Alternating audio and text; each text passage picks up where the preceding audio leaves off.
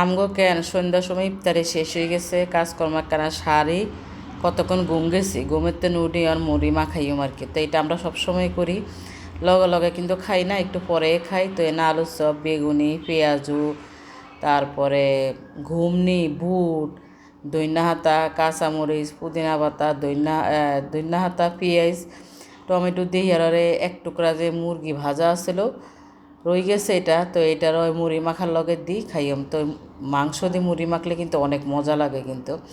তো এরকম করে সুন্দর করে মাখাইলেও হিয়া হরে দিয়ে দিয়ে বলে মুড়ি আর সরিষার তেলও কিন্তু কিনে দিয়েছি আমি আগে দিয়ে অনেক জায়গার মধ্যে মুড়ি দিয়ে দিছি, মুড়ি দিয়ে এগুলার ভালো করে মাখাই লইম।